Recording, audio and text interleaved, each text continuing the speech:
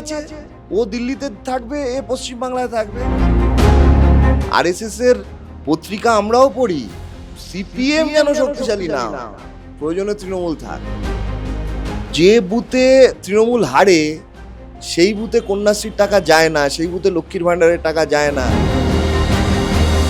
যে ছেলেটা ডিওয়াইএফআই করে সে যুবসাথী পাবে না কেন? উন্নয়নের রাজনীতিতে তিনি ডাহা ফেল করেছেন। কর্মসংস্থান সুনিশ্চিত করবার জন্য কি কি করেছেন, সেই ফেলের মার্কশিট মানুষ দেবে, রিপোর্ট কার্ডে উনি উত্তরণ হবেন না।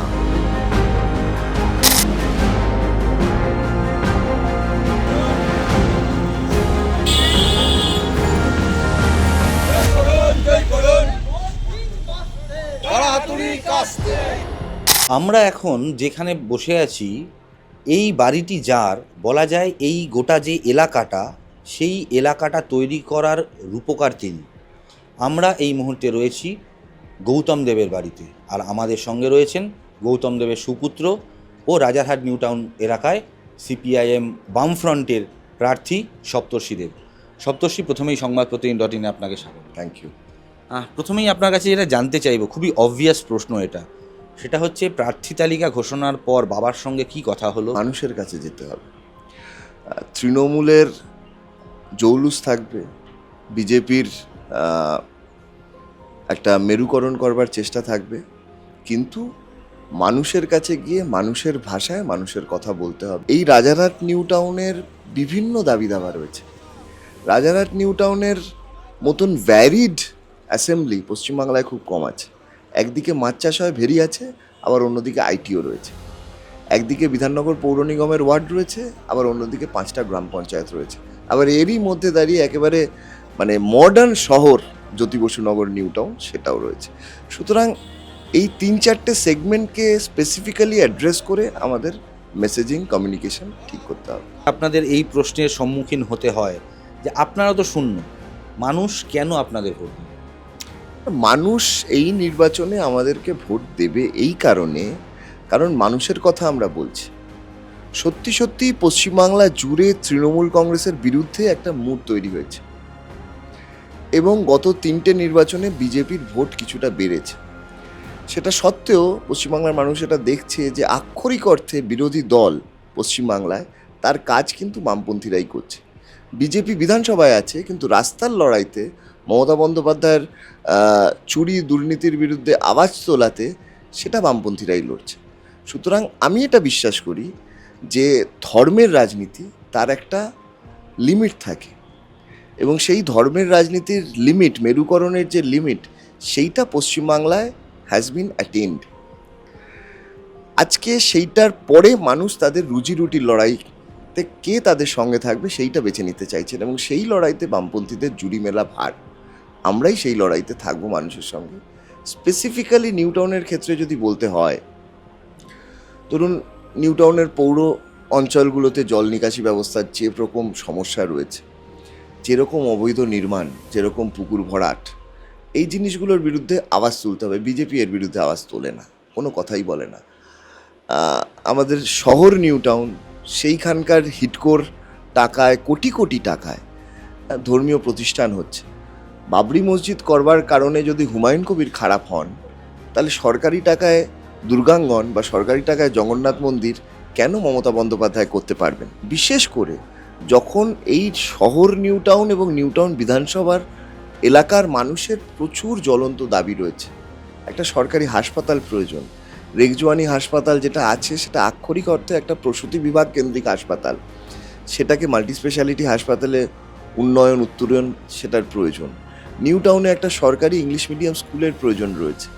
নিউ টাউন শহরে কমিউনিটি সেন্টারের প্রয়োজন রয়েছে। বামফ্রন্ট থাকাকালীন নিউ টাউন শহরের সঙ্গে যুক্ত সংস্থা হিডকো এবং এনকেডিএ, তারা শুধু নিউ টাউনের কাজ করতো না, নিউ টাউন শহরটাকে ঘিরে যে গ্রামাঞ্চল রয়েছে সেগুলোতে নেবারহুড ডেভেলপমেন্ট কমিটির মাধ্যমে হিডকো সেখানে টাকা খরচা করতো।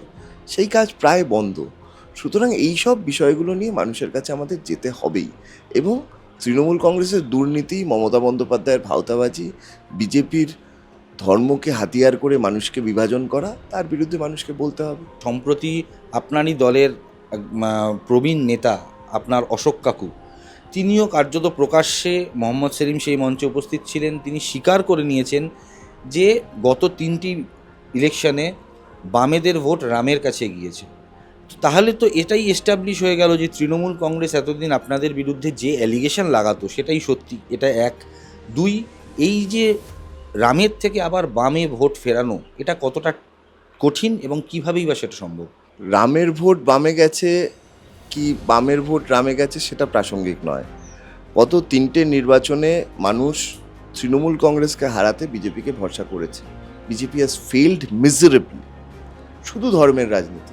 নরেন্দ্র মোদীর থেকে বড় ক্রাউড পুলার বিজেপির কে আছে? দেশের প্রধানমন্ত্রী ব্রিগেড করলেন, কটা লোক গেল? চেয়ার দিয়ে ব্রিগেড ভরানো এটা আমরা দেখিনি কোনোদিনও। মমতা বন্দ্যোপাধ্যায় ব্রিগেড করার রিস্ক নেন না, আর ওরা ওই তাবু ঠাবু খাটিয়ে দক্ষিণেশ্বর আমাদের একটা ধর্মীয় জায়গা শুধু নয়, এটা আমাদের বাঙালির ঐতিহ্যর একটা জায়গা। দক্ষিণেশ্বরের কালী মন্দির, সেটাকে একটা রাজনৈতিক মঞ্চে নিয়ে আসবে? এটা হয়? বাঙালি এটা মেনে নেবে? কেন মানবে? উত্তর ভারতের সংস্কৃতি আমদানি করা হচ্ছে পশ্চিমবাংলার উপরে। বিহারে মাছ মাংসর দোকান বন্ধ করতে চাইছে। এদের হাত শক্ত করলে বাঙালিদের খাদ্যাভ্যাসের উপরে আক্রমণ নেমে আসতে পারে। আমি এটা খুব স্পষ্টভাবে বলতে চাই যে বিজেপি আক্ষরিক অর্থে অ্যান্ড ইন প্র্যাকটিস একটা বাংলা বিরোধী দল। যদি তা না হতো তাহলে পশ্চিমবাংলা থেকে মমতা বন্দ্যোপাধ্যায়ের তাড়নায় পরিযায়ী শ্রমিক হয়ে অন্য রাজ্যে চলে যাওয়া মানুষকে শুধু বাংলা ভাষায় কথা বলার অপরাধে বাংলাদেশি বলে আক্রান্ত হতে হতো না বিজেপির হাতে। সেই বিজেপি পশ্চিমবাংলায় যে ভোট চাইবে, এটা হয় কখনো? আপনি এইমাত্র যে টার্মটি উল্লেখ করলেন, এটি সাম্প্রতিক অতীতে আমরা দেখে আসছি তৃণমূল কংগ্রেস বারবার করে বলে আসছে বাংলা বিরোধী, জমিনদার। তো কোথাও গিয়ে কি আপনাদের সুর কোথাও মিলে যাচ্ছে? মানুষ কিভাবে আলাদা করবে পার্থক্য? আপনারাও এসআইআরের বিরুদ্ধে পথে নেমেছেন, তৃণমূল কংগ্রেসও নেমেছে, আপনারাও বাংলা বিরোধী বলছেন, তৃণমূলও বলছে। তাহলে মানুষ আলাদা করবে কিভাবে দুই দলকে? এবং দুই দলকে আলাদা করলেও যদি বেটার কাউকে বেছে নিতে হয়, তাহলে কেন শক্তিশালী তৃণমূল ছেড়ে আপনাদেরকে বাঁচবে? কারণ শক্তিশালী তৃণমূল আধিপত্যবাদ কায়েম করতে চাইছে। শক্তিশালী তৃণমূল নির্বাচনগুলোকে প্রহসনে পরিণত করতে চাইছে। এই যে বিধাননগর পৌর নিগমের আমি কথা বলছি, এই পৌরনগরের নির্বাচন, রাজারহাটের মধ্যে যে ওয়ার্ডগুলো রয়েছে, এক একটা ওয়ার্ডে তৃণমূল কংগ্রেস প্রার্থীরা 97% ভোট পেয়েছে। এই ভোট পাওয়ার মানে কি? আর এই ভোটেরই বা মানে কি? দুর্নীতি করেছে। তৃণমূলের বিরুদ্ধে আমাদের কথা রয়েছে, আমরা বলছিও, কিন্তু বিজেপিকেও আমাদের বলতে হবে বিজেপি বাংলা বিরোধী দল। দুটো রাজনৈতিক দল যদি একটা জায়গায় এক কথা বলে অন্য আরেকটি রাজনৈতিক দলের ব্যাপারে, তার মানে এইটা নয় যে সেই দুটো রাজনৈতিক দল এক জায়গায় হয়ে গেছে। কিন্তু এটা ঠিক যে বিজেপি সিঙ্গুরে আজকে কর্মসংস্থানের দাবি নিয়ে সভা করলো, সেই বিজেপিরই রাজনাথ সিং যখন সিঙ্গুরের কারখানা বন্ধ করবার জন্য মমতা বন্দ্যোপাধ্যায় অনশন করছিলেন, সেই বিজেপি তার সঙ্গে ছিলেন। ইনফ্যাক্ট সেই অনশন ভাঙলেন মমতা বন্দ্যোপাধ্যায় রাজনাথ সিংয়ের খাওয়ানো জুসে। ইদানিংকালে দেখা যাচ্ছে একেবারে তথাকথিত কিছু কনসেপ্ট কীরকম মিক্সড হয়ে যাচ্ছে। যেমন তৃণমূলীরা বলছেন মমতা বন্দ্যোপাধ্যায় সাচ্চা কমিউনিস্ট, আবার আপনাদের বামপন্থী দলের মধ্যেও পরিবারতন্ত্র বিষয়টা দেখা যাচ্ছে। তো আপনার কাছে এটা জানতে চাইব, এই দাগটা আপনার ওপরেও লাগে যে পদবীতে দেব থাকাটা আপনার পক্ষে কতটা পজিটিভ কাজ করে, কতটা নেগেটিভ কাজ করে? পরিবার যদি কোনো বামপন্থীকে জিজ্ঞেস করেন, যদি সিপিআইএমকে জিজ্ঞেস করেন, সিপিআইএম কোনো কর্মীকে জিজ্ঞেস করেন, তার পরিবার সিপিআইএম পার্টি। পদবীতে দেব, কারুর পদবী দেব হবে, কারুর পদবী মুখার্জি হবে, কারুর পদবী ব্যানার্জি হবে, কারুর পদবী মণ্ডল হবে, কারুর পদবী অন্য কিছু হবে। এটা কারুর না কারুর কিছু না কিছু হবে। কিন্তু আমাদের পার্টি পরিবারতন্ত্রের দ্বারা পরিচালিত নয়, বরঞ্চ তৃণমূল কংগ্রেস মমতা বন্দ্যোপাধ্যায় যখন তার নাম্বার 2 খুঁজছেন, তখন সেটা শুভেন্দু অধিকারী হলো না। সেই দুঃখে শুভেন্দু অধিকারী চলে গেলেন বিজেপিতে, হলো কিন্তু অভিষেক বন্দ্যোপাধ্যায়।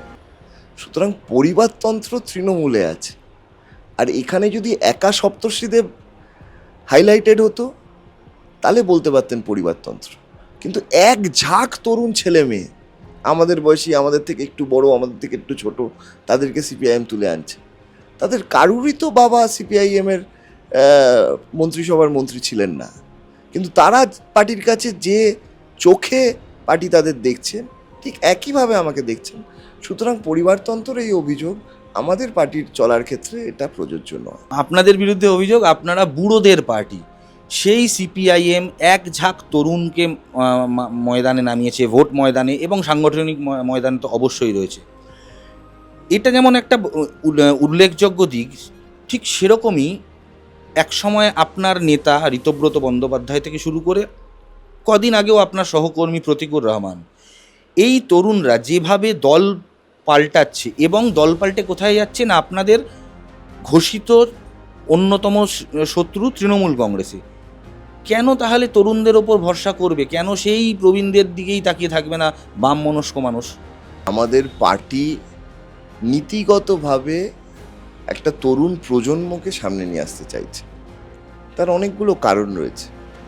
পশ্চিমবাংলা সহ ভারতবর্ষের আজকে জনসংখ্যার সবচেয়ে বেশি অংশ 40 বছরের নিচে, এবং এই অংশকে যদি ভারতবর্ষের সরকার কাজে লাগাতে চাইতো তাহলে ভারতবর্ষের অর্থনীতি লাফিয়ে লাফিয়ে বাড়ত, যেটাকে ইংরেজিতে ডেমোগ্রাফিক ডিভিডেন্ড বলে। আমরা এটা বলতে চাই যে পশ্চিমবাংলার নির্বাচনে কর্মসংস্থান একটা গুরুত্বপূর্ণ ইস্যু। এই যে ধরুন যুবসাথী প্রকল্প, মমতা বন্দ্যোপাধ্যায় গিয়ে তো বলবে যে আমরা বেকার ভাতা দিলাম। আমি দুটো প্রশ্ন করতে চাই, যে বেকার ভাতা দিচ্ছেন বেশ কথা, কিন্তু বেকার ভাতা আমরা প্রথমে বলছি 6,000 টাকা হওয়া উচিত, আর আপনি দিলেন 1500 টাকা, আর আপনারই দলের নেতা বললেন ওটা গুটখা খাওয়ার টাকা দিদি দিয়েছে, অন রেকর্ড। দ্বিতীয় কথা হচ্ছে যে আপনি বেকার ভাতা দেওয়ার আগে কর্মসংস্থান সুনিশ্চিত করবার জন্য কি কি করেছেন? একটা সরকার 100টা ছেলে মেয়েকে চাকরি দেওয়ার চেষ্টা করলো, 60 জনকে দিতে পারলো, 40 জনকে পারলো না। সেই 40 জনের জন্য বেকার ভাতা দিল আর বলল যতদিন না তোমাদের জন্য কর্মসংস্থান সুনিশ্চিত করতে পারছি ততদিন তোমরা বেকার ভাতাটা নাও, তারপরে তোমাদের চাকরি হবে। কিন্তু মমতা বন্দ্যোপাধ্যায় কর্মসংস্থান সুনিশ্চিত করবার জন্য কোনো প্রচেষ্টা করেননি, বরঞ্চ শিল্পায়নের বিরুদ্ধে দাঁড়িয়ে তার রাজনীতিতে প্রবেশ, সরকারে আসা। আপনাকে দুটো ফেসবুক পোস্ট আমি পড়ে শোনাই। প্রথমটি 2021 সালের নভেম্বর, একজন লিখছেন মেরুদণ্ড কেনা যায় না, আর যেটা কেনা যায় সেটা মেরুদণ্ডই না। দ্বিতীয়টি এই কয়েকদিন আগে 1 ফেব্রুয়ারি, বলছেন নীতি নৈতিকতা ছাড়া আর যাই হোক কমিউনিস্ট পার্টি করা হয় না। তো কার পোস্ট আশা করি আপনাকে বলে দেওয়ার প্রয়োজন নেই। তো তার নীতি নৈতিকতা, আপনার প্রাক্তন সতীর্থ, সেই সম্পর্কে কি বলবেন? ও একদম ঠিক বলেছে, তো একদম ঠিক বলেছে, নীতি নৈতিকতা ছাড়া কমিউনিস্ট পার্টি করা যায় না। ও নীতি নৈতিকতা বিক্রি করে দিল, কমিউনিস্ট পার্টি করতে পারলো না।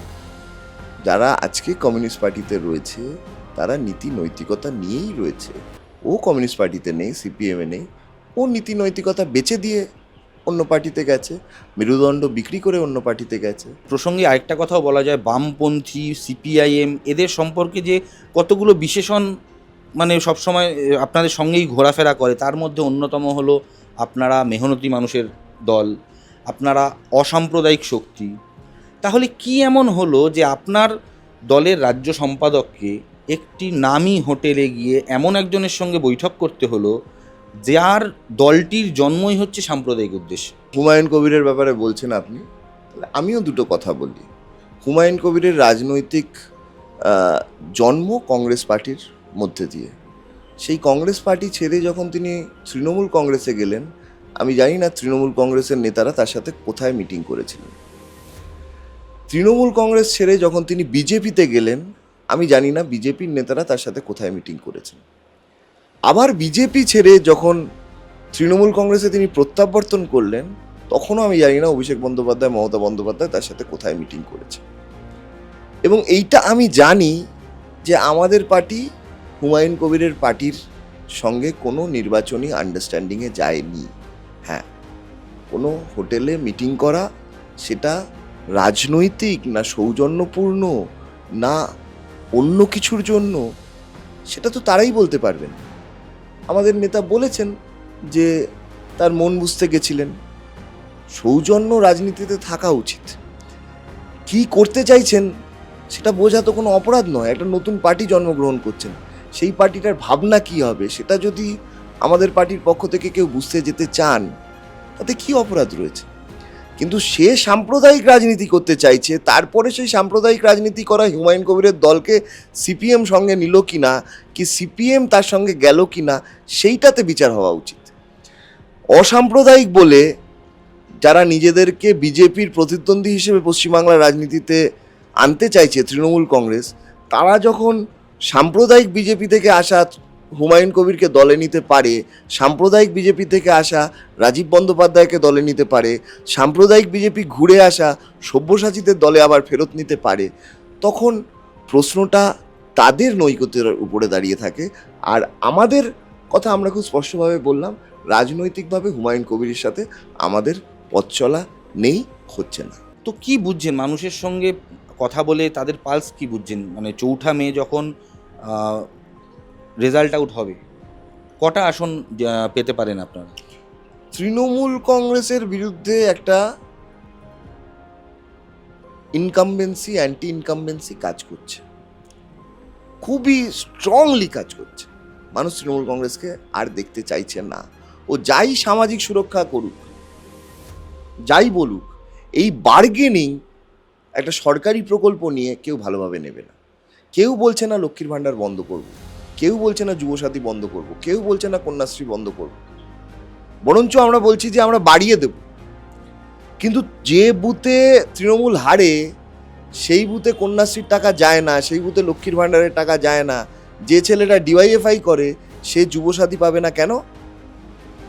মমতা বন্দ্যোপাধ্যায়ের দলের টাকা তো নয়, আমাদের করের টাকা, সরকারের টাকা। যে গ্যাসের দাম বাড়ছে যে পরিমাণ, বিজেপিওয়ালারা না হয় বলছে, ওদের বুদ্ধি কম, যে গ্যাসের দাম 5,000 টাকা হলেও আমরা বিজেপি করব, বুদ্ধি কম, এই কথা কেউ বলে না। কিন্তু মমতা বন্দ্যোপাধ্যায় এত কিছু করতে পারছেন, তেলের দাম বাড়বে, তার সরকার, রাজ্য সরকার যে তেলের ট্যাক্সটা নেয়, গ্যাসের ক্ষেত্রে দাঁড়িয়ে কিছু ভর্তুকি দিক না মানুষকে, কেন দিচ্ছেন না? নির্বাচনের আগে শুধু 25% দিয়ে দেবেন বললেন, আর ওই পুরোহিত মশাইদের আর ইমাম সাহেবদের ভাতা 1,000 টাকা করে বাড়ালেন কেন? ধর্মের রাজনীতি, সেই রাজনীতিতে এতটা নির্ভরশীল কেন হচ্ছে? কারণ উন্নয়নের রাজনীতিতে তিনি ডাহা ফেল করেছেন। সেই ফেলের মার্কশিট মানুষ দেবে, রিপোর্ট কার্ডে উনি উত্তরণ হবেন না, এটা দেওয়ালে পরিষ্কার লেখা। আমরা একেবারে শেষ পর্যায়ে এসে গেছি, কয়েকটা র্যাপিড ফায়ার টাইপ কোয়েশ্চেনে যাব। বাবা গৌতম দেব না নেতা গৌতম দেব? বাবা গৌতম দেব। বাবা গৌতম দেব না মন্ত্রী গৌতম দেব, বা বলা ভালো আপনারই এই এলাকার রূপকার গৌতম? বাবা গৌতম দেব। আসন্ন নির্বাচনে আপনার রাজনৈতিক যে অভিজ্ঞতা, তা থেকে কি মনে হচ্ছে সরকার কারা গঠন করবে? আপনারা কি আদৌ কাছাকাছি যেতে পারবেন, নাকি তৃণমূল না বিজেপি? মানুষ গঠন করবে। আপনার 2 প্রাক্তন সতীর্থ, ঋতব্রত না প্রতীক? কেউই নয়। প্রাক্তন হয়ে গেছে, চ্যাপ্টার ক্লোজ হয়ে গেছে। ঋতদার চ্যাপ্টার বহু বছর আগে ক্লোজ হয়েছে, প্রতিকূলের চ্যাপ্টার কয়েক দিন আগে ক্লোজ হয়েছে। কিন্তু যে চ্যাপ্টার ক্লোজ হয়ে গেছে সেদিকে ফিরিয়ে তাকিয়ে চলার ছেলে সপ্তর্ষি নয়, পেছনে ফিরে তাকানো নেই। শূন্যর গেরো কাটবে? অবশ্যই কাটবে। কটা সিট পেতে পারেন? না, আমি গণৎকার নই, কিন্তু বহু রাজনৈতিক দল যারা তিরিং বিরিং করে লাফাচ্ছে, তাদেরকে রাজনৈতিকভাবে শূন্য করে দিয়ে এই নির্বাচনে বামপন্থীদের প্রত্যাবর্তন হবে। আমি বলছি, দেখছেন কি অবস্থা। এই নির্বাচনে প্রার্থী তালিকা ঘোষণা করলো বিজেপি, চেয়ার ভাঙাভাঙি হচ্ছে উত্তরবঙ্গে, পুরো টকাটক হবে, টকাটক। মমতা বন্দ্যোপাধ্যায় প্রার্থী ঘোষণা করবার পরে 4টে জায়গায় প্রার্থী ঘোষণা করবে, 5টা জায়গায় প্রার্থী ঘোষণা করবে। কেন? কংগ্রেস এখনো ঘোষণা কেন? কারণ যে নাম মমতা বন্দ্যোপাধ্যায়ের তালিকায় নেই তাকে খাঁচায় বন্ধ করতে হবে বিজেপি। দলবদলের রাজনীতি তো আমদানি করেছে ওরা পশ্চিমবাংলায়। একে হাওয়া দিয়ে রাখবে, তোমাকে দাঁড় করাবো, ওকে দাওয়া দিয়ে রাখবে, তোমাকে দাঁড় করাবো। দাঁড় তো একজনকেই করাতে পারবে, দলীয় প্রতীক তো একজনকেই দিতে পারবে। এবার যে পাবে না তার টকাটক, সেই টকাটকের আশায় দাঁড়িয়ে রয়েছে বিজেপি, টক করে নিয়ে নেব। ও করে হবে না। মানুষ বুঝে গেছে এই দুটো রাজনৈতিক দলের মধ্যে সেটিং আছে, আন্ডারস্ট্যান্ডিং আছে। কি করতে চাইছেন? আরএসএস এর পত্রিকা আমরাও পড়ি, সিপিএম যেন শক্তিশালী না হয়, প্রয়োজনে তৃণমূল থাক।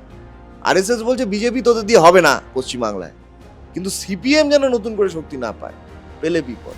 তাহলে ওদের কি আন্ডারস্ট্যান্ডিং, কি ভাবনা আমাদের কাছে তো পরিষ্কার। সুতরাং সেটিং আছে, ও দিল্লিতে থাকবে, এ পশ্চিমবাংলায় থাকবে, ও দিল্লিতেও থাকবে না, এ পশ্চিমবাংলাতেও থাকবে না, দুটোতেই পরিবর্তন হবে।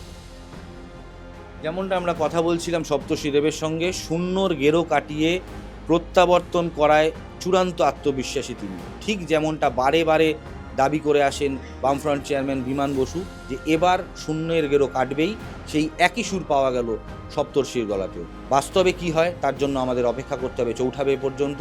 ততদিন নজর রাখুন সংবাদপ্রতিদিন.in। ক্যামেরায় রতিন কুণ্ডুর সঙ্গে সোমনাথ রায়, সংবাদপ্রতিদিন.in, নিউ টাউন।